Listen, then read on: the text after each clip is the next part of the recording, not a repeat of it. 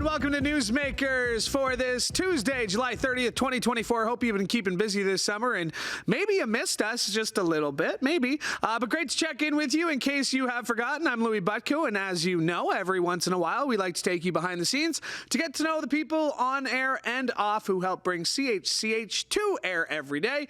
And today, I'm very pleased to be joined by video journalist and anchor Matt Ingram. Celebrating 5 years this year with CHCH, Matt came to us from CTV News, where he worked as a VJ in Sudbury after 4 years as a producer and lineup editor with CTV News Channel. A graduate from the University of Toronto, he went on to attend the Sheridan College Journalism New Media program, where he graduated with honors and as the Best Reporter Award in his graduating class. In his time here at CHCH, he has anchored, produced, reported, and hosted and produced a number of specials, including Voices of Ukraine, about the start of the war, as well as Your Road Ahead, a special report in the aftermath of COVID-19. And I mean, for 5 years, that was a long intro there, my boy Matt. That was a very nice intro. You did your research, sir. Thank you. That was well done. Yeah. I did do my research. Every once in a while, I do my research for this show.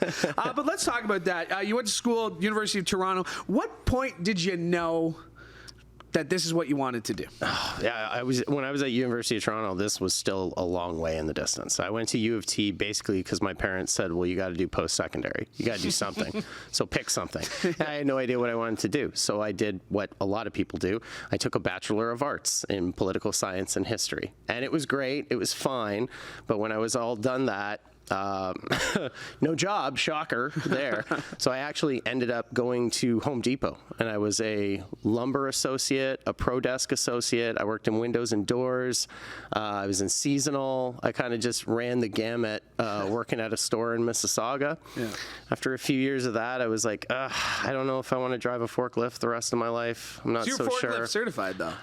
Home Depot's forklift certified. Okay, they get around the rules a little bit, so you don't have to be provincially certified. If you pass the Home Depot program. Sure. But I was certified on all three of the machines plus the saws, so that's pretty good. Okay. And then I was like, I really like writing. I'd always liked writing since I was a kid, and I thought, what could I do with that? Maybe be a journalist. When I was 18, I applied to journalism school and got in, but didn't. I don't know why I didn't take it. I don't know, bad decisions in hindsight. But then, I just thought I really love writing. I really like talking to people and telling stories. And I also idealistically thought that maybe I could help the world a little bit through journalism. Yeah. So then I applied to Sheridan College and went back to school in my late 20s. So this wasn't, because I've had people on the show who have been like, oh, I always knew I wanted to do this. Like I was, doing home videos as a kid, interviewing my brothers, or I did the announcements in high school. I was AV club, whatever it was. Like TV wasn't something you really ever aspired to, because you even started in print. Yeah, right? I wanted to be a newspaper reporter at first, and then I did that for a little while. And truthfully, just with the turnover in the industry and the way we have freelance and part-time work, I came to a point about a year and a half in where I needed a job. And CTV News Channel was looking for freelance writers, and I thought, okay, like broadcast writing, I've been writing, how hard could it be? Let's give it a shot. And then, I don't know, here we are. All these years later. Okay, so when did you catch the bug? Like when did you... I would say about a year before I went into J school. So I went into J school in 2013. So I'd say about 2012, I was working at Home Depot and was like, I loved working at Home Depot, but it just felt like I could do something different. Yeah. I've always loved watching and consuming news. Like that has been true since I was a teenager. I would always be interested in newspapers. I'd watch a ton of cable news. My parents were both really into it. I remember we had BBC World growing up, and it was like, oh yeah, it was like a specialty channel, and that British accent, they all sounded so refined and incredible. And it always, when I was younger and watching, they always just seemed like they had it so together. They understood everything. So there was an appeal in terms of consuming it. But yeah, I would say probably only about 2012 or so. When I was really and then like, you get into the industry and realize that none of us have it all. Yeah, we're all just like, hey, as long as we look good for that hour on television, that's all that people care about. That's all that people care about. Behind the scenes, it's all falling apart. But as long as it looks good. I mean, even like you said, so you were a bit, not an older student, but you were probably older. You were, yeah. I was 28, 29. And that's why, like, you kind of felt like you were in it to do something with it. As opposed to a lot of those kids were like you, 18, being told to do something. How do you feel like that experience, and I did the same thing. I went to a university, not the same thing. I went to a university program, didn't like it, bummed around for a few years, and then went back to school with this mentality that, okay, this is what I want to do. I am going to be the best version of myself that I can be. I was working professionally, just taking any internship I could get, but like that experience as a mature student, because like there's a little secret, you're pretty dumb when you're 18. 100%, and I think that gave me an advantage because just like you, when I came in, it was like, okay, this is what I'm going to make a career out of. Like, I am not messing around. We are going for this, and that did advantage me because younger people, you don't have your shit together. You don't really know what you want to do. So whereas some people would not be as active in seeking out help from the teachers, wouldn't want to do. They had this thing where you could volunteer to go actually cover a press conference, or you could just like do stuff around the school. I think I was like the only one in my class who actually went out and covered a press conference. Because I was like, well, I better know how to do this if I want to get a job. So, and then, like that maturity, it extended into the job search process. Whereas, you come out of school 22, 23, like, oh yeah, I got lots of time. I was approaching 30 and I was like, yo, I gotta get a job. Like, I've given up this. Well, no, actually, that's not true. I didn't give up Home Depot until I'd been working as a journalist for a while because I wasn't sure. Wasn't sure if it was going to work out. So you're still doing the CTV News Channel lineup? Editor. You were with The Sun, right? Yeah, that was your first professional journalism job, which hilariously was just 10 years ago last week. 10 years ago last week, I got published for the first time in the Toronto Sun. Though. I mean, like, that's not insignificant. Though. No. Like, even like for yourself, like, did you like that moment of pride? Like, say, if it was just 10 years ago, it probably popped up on Facebook somewhere. I did, and I put a reel on Instagram, and I felt real reflective last week about it. Because that is not everybody's first published article. Is in the Toronto Sun. Well, my first assignment was to go cover a hate crime at a mosque in North York. That was day one. No training. And they warned me. It was like, it's a tight ship. All the interns have to produce. So day one, I get there. I think I'm going to have sign some paperwork. It's going to be an easy day. The city desk guy, oh man, I can't remember his name. It wasn't the editor who hired me, but the head of the city desk. He's like, can you take pictures? I said, yeah. He's like, do you have a camera? I said, yeah. They told me to make sure I had a DSLR. He's like, all right, well, listen, we're a little short-staffed. We're going to send you up to North York to cover this hate crime. Basically, someone had put swastikas on a mosque in, I think it was Thornhill. And I was like, okay, sure. Like, I don't know what the hell I'm doing. It's my first day on the job. But I got up there and actually Cam Woolley. So he used to be the CP24 ex-cop traffic guy. Dude threw me a bone. He could tell, like, I got up there, I was able to interview the imam, talked to a few other people. Guy gave me a tip. He gave me a name and a number of a resident in a neighborhood watch or something nearby. And that guy had come over and given some clips to 2-4. He's like, listen, give this guy a call. He'll talk to you about it. There's your second voice. Life is grand. So I immediately experienced that kind of brotherhood, which I know you've experienced when you get out in the field with a group of reporters covering a story. We do all try and help each other a little bit. Sometimes, not everyone. There's some people. Oh, there's some I'll let people. the people at home guess which members of the media aren't that friendly. Let's put up some pictures here. That would be a good game. It really is, though, a brotherhood, though. It's a brotherhood, and I found that out that day, and then that kind of fraternal, we're going to help you, that's what really helped me at the Sun. I was sitting with all these veteran reporters, city desk reporters who've covered crime, politics, events, all the big stuff in Toronto, Canada's biggest city. That's the show. And I got to absorb all that information. And so even though I was only there until it was an internship, plus they hired me back on for a contract to help cover the Toronto municipal election. That was it. So it was like maybe 4 months, but it really set me up for the rest of my career. It's so like very similar to my story, just in the fact that, third year college, I took an internship at CP24. So same idea. I was on the web desk. I was just a writer. There was the one clip John Tory said, if women want to be paid more as men, they just need to ask for it. And like, that was my story. Was you, eh? So that was my story. So Nice.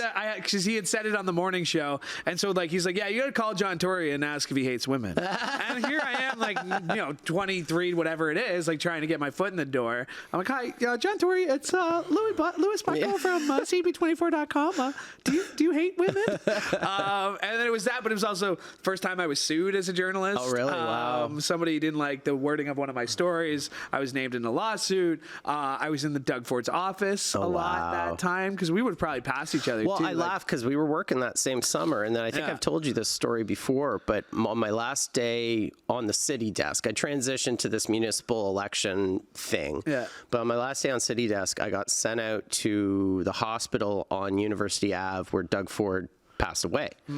And I was Rob Ford. Rob Ford passed away. Whoa, breaking news! Breaking news! Did that. Rob Ford. Sorry about that, guys. Yes.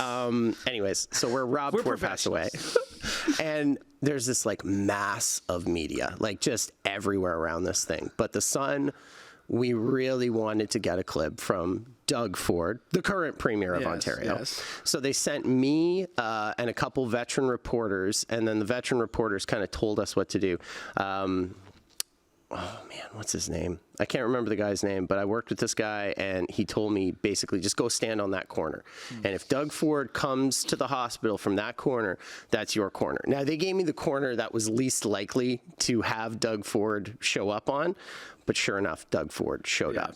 So I got the clip with Doug, and it was just a short thing. I can't remember fully what he said, something about, I just asked him, like, how are you feeling? Because we all knew at that point it was the end for Rob. Yeah. We were at the end. And he said something like, it's a hard day, or I'm just having a tough time with it, with the family, or something like that. That's all he gave me. He gave me like a line, and then walked into the hospital. And so we had that quote. And I laughed later in the day because I saw the 2-4 reporter, and she's summarizing what the guy told me, because that was all they got. We got nothing, right? So everybody wanted to report, okay, Doug Ford apparently said this to this reporter, and the Sun's got it, but nobody else had it. So it was like that weird, like, that first job in journalism, you knock over a lot of milestones, and getting a cool quote, like you talking to Tory, or, those things happen, and it's like, oh my God, this is so cool. There was that. And then one of the times they're just like, oh, go sit at City Hall. We think someone might file papers for John Tory to run. So just go sit there and wait in this municipal office. So here I am sitting, somebody else from a paper, and sure enough, this guy comes in and is like, can I ask who you're filing your papers on behalf of? And he's like, John Tory. And then it was just like, boom, I only have my phone. And then you see it at 6 o'clock, kind of that same way, right? Especially as print, it's like, yes, you get to see it in words, but when you get to see it on TV, and like that is the, I don't want to say magical thing, but that's the thing about this job where it's even like, I find like, from the very beginning, like our writers are so proud, and you've been working with a lot of them, filling in for Taz on the 6 p.m. You've been working with a lot of them. They're so proud to get to see the story they wrote make it to air. Like that's still a feeling that we have. Like even if I have nothing to do with the broadcast, like on Morning Live, if they say something about Louie, I'm like, they said right now. I'm like, Louie, you hosted that show for a week. I'm like, yeah, but they said you're talking about me. They're talking about me. Like, because there is something, and like it's the same thing in viewers.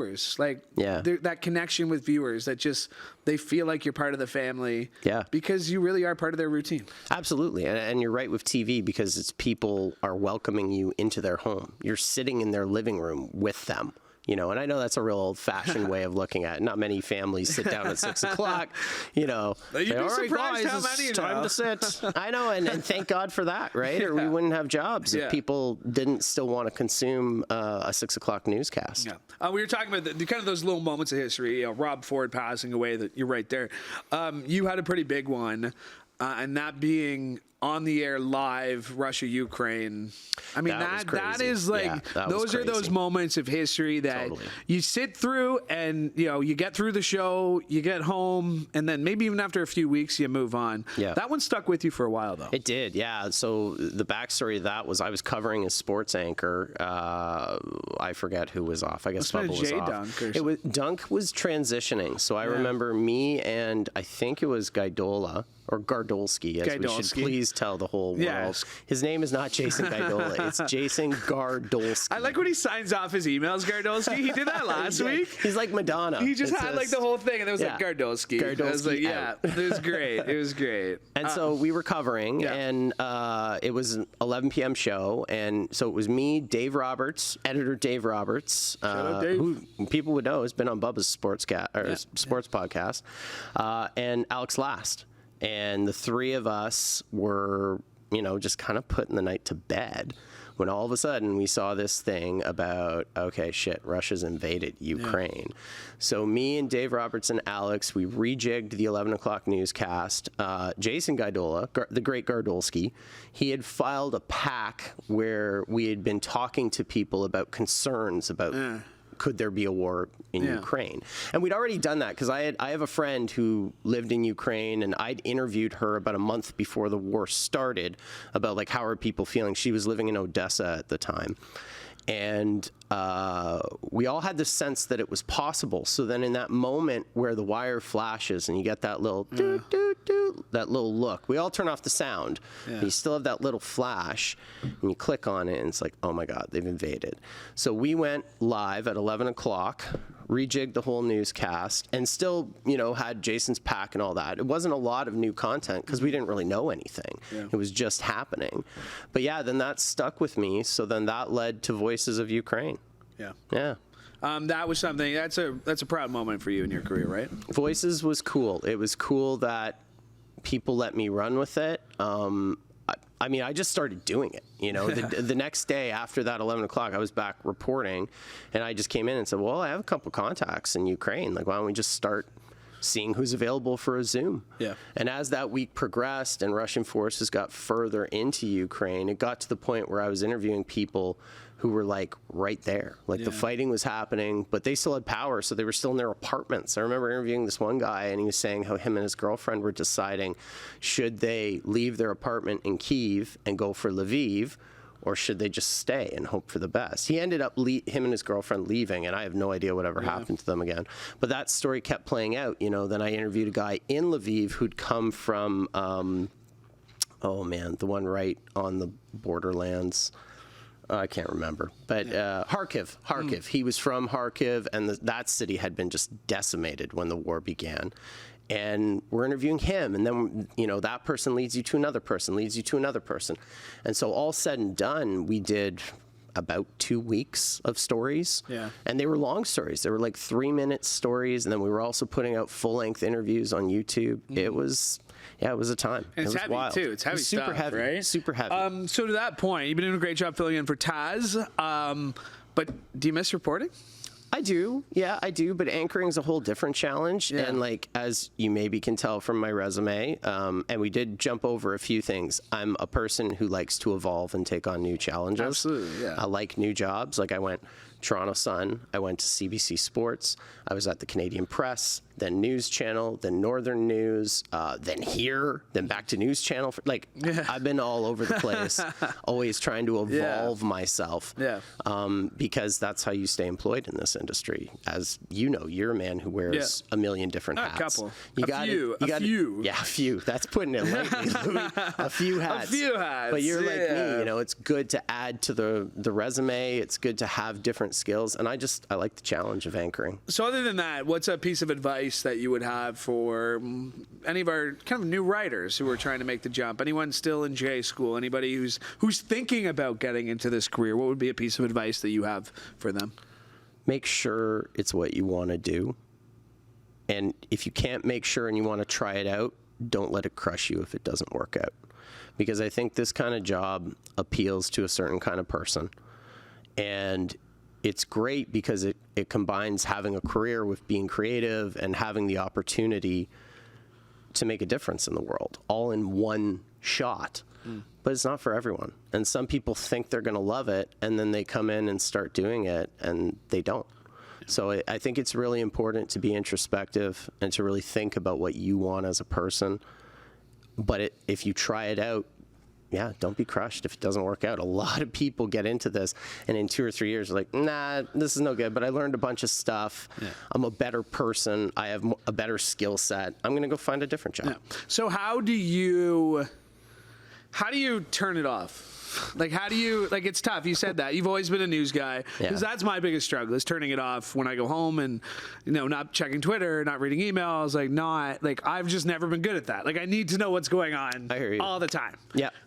So what's your advice for that, to being able to turn it off? Because I've noticed, especially you're pretty active on social media. Like, your kids are such a huge part of your life for that. No? Well, yeah, absolutely. And I'm blessed to have 2 young children and a teenager, and all 3 of them are challenging in their own unique ways and bring gifts in their own unique ways.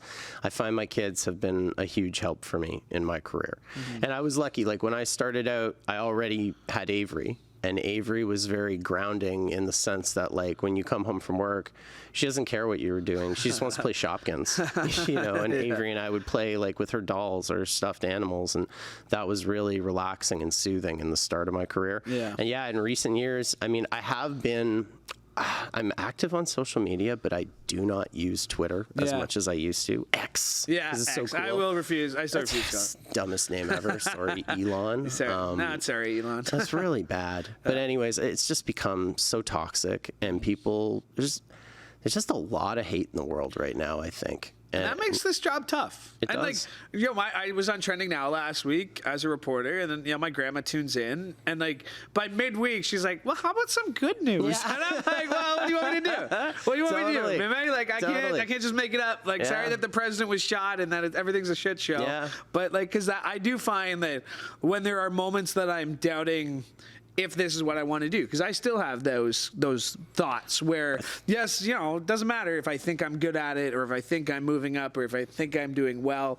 There's still some doubt that this is what I want to do. Sure. And if this is the right way I want to, build my path forward. And because the world is so toxic now, I feel like I have a responsibility to shine a light to some of that toxicity, but also manage my own expectations a little bit about what I can do, I guess. Yeah, and I mean, Adam Atkinson had a good story the other week about Kevin Davis's decision to step back from being mayor in Brantford, talking about Jim Diodati's experiences and Chris Biddle, Walter Senzik. Yes, thank you. And of course, I wasn't going to forget the St. Catharines people, man. Come on, I wasn't going to forget the St. Catharines people. And if people like that who've got, by all accounts, pretty great jobs, hard jobs, but if they're dealing with a level of toxicity that they want to give up, prestigious, well-paying gigs because they can't deal with it. I mean, think about guys like us who are pretty averagely paid human beings putting ourselves out there. Yeah. And it's like, yeah, great. Thanks for the 16 emails about how you didn't like what I was wearing tonight, or, your opinion about XYZ. Really appreciate that. And I've told this story before when I sat beside other, it is such a unique perspective of that, we don't have a choice. And like I said, I've told the story 1,000 times. It's we don't have a choice. Yes, we can not read the comments, and people can tell us not to read the comments, but you don't really know what it's like to be on camera every day and what goes through. Well, and I finally got to a place about 2 years ago where I stopped reading the comments. Yeah. I'll still, if somebody leaves me a voicemail, I'll still check it because I'm like, well, it's voicemail, so it's probably... They went out of their way. Voicemail, you might as well send a carrier pigeon. That's old school. You're going to fax me how much you hated my outfit? How much you hate me. I laugh at that, and it's an era where anyone with a platform can claim to be an expert. Yeah. And people will listen. And I don't know what that says about our society. Maybe we're all struggling for some deeper meaning in this world. Ooh, that's going to be my little hot take on it. I love it. I agree. I think that's a good way of looking at it too. That It's just, and Annette said that too. It's just like, what is wrong with these people in their lives that they need to take time out to attack other people? Yeah. Especially people who are just doing our jobs. Like we're literally just, we're not going out there with strong opinions on anything. We're not trying to be confrontational and I don't about think people things. think about the alternatives. So, okay, which is you don't what, have not a saying anything? Well, you don't have a professional journalism set. Let's say there are no professional journalists. Everyone's just a freelancer with a cell phone. There will be no accountability. Yeah. Like, people are kidding themselves if they think like showing up at a protest and putting a phone in a cop's face is changing the world. It's not. Yeah. It's not. You need professionals who are trained in this discipline. This used to be a very respected discipline, and in some parts of the world it still is. But ever since 2016, and you guys can Google reason, what happened in 2016 if you don't know what it's about. Okay. Now everybody feels so empowered to think they know better. And guess what, folks? You don't know better. You don't. Your buddy on Facebook who claims COVID's cured by cigarettes, he doesn't know that. He's just giving an opinion. But he smokes cigarettes. He's never had COVID. To him, that's facts, man. That's facts. Logic works. You know? All right. Let's get optimistic. What is the reason you're optimistic then? Because people are good. People are good. And this is what I tell my kids. There are bad people, there are good people, and there's lots of good people who make bad decisions. That doesn't mean they're terrible people. I think the world is full of good people who sometimes make bad decisions and a few bad people who rile the rest of us up. I like that. All right, Canada Olympics, you watching? A little bit. I watched a bit over the weekend. My hot take on this is I just feel so bad for the team because the whole world is going to look at us like cheaters because of the drone scandal. It doesn't matter what the truth of it is. It's just all getting swept up in, the Canadians are cheaters. So I feel a lot of empathy for the people who've spent the better part of their lives training for this moment, to have it a little bit overshadowed by the stupid decisions of a couple of people. And it's really unfortunate. But I'm very excited for the Canadians once they win. Those individual stories, some of which I'm sure we're going to be telling because there's some great people from our region. Like Welland, Ontario's Sabrina D'Angelo, whose parents you met last year going into the World Cup. Yep, I remember that. See, I remember your stories. Yeah. I was going to run a clip of Beer Guy, too. But I couldn't get this song to work. Honestly, your whole podcast could have been just play that interview. Let's talk about that guy. Let's talk about that guy. That is for sure the thing I am best known for, because it's crazy. Even in Toronto. Hundreds of millions of views. Apparently they still here it is. Oh, here it is. Yeah, there he is. There's Dino. I love him. Apparently they still run the Dino sound ups on 1050 radio on a regular basis. I don't listen to a lot of AM radio. I think the first comment is Jeff O'Neill being like, "This guy's awesome" on your tweet from that day. Yeah, this thing took off. Beer. Which, by the way, I love the fact that this is the beer store that's closest to my neighborhood. By the way, I live in St. Catharines. That's not a secret. This is the St. Catharines beer store. Well, and it's been great the way that clip kind of took off. Yeah.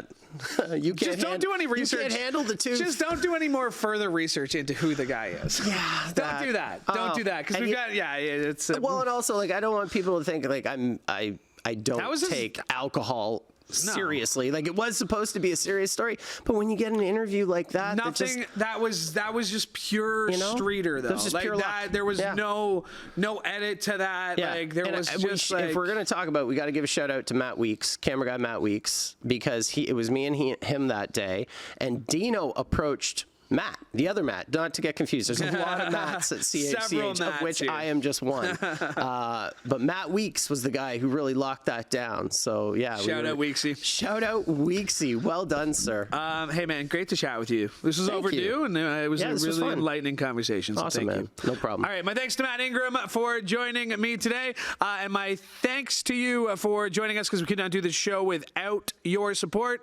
Hey, Mike Corsten, hey, thanks for directing today's show, because we couldn't do the show without you as well. And hey, while you're here, maybe you should like and subscribe to CHCH Podcast so you never miss an episode of this show or any of the other great shows we have for you, like the Daily Sportsline Podcast with Bubba O'Neill. And you can find that wherever you found this one, or you go to chch.com/podcast.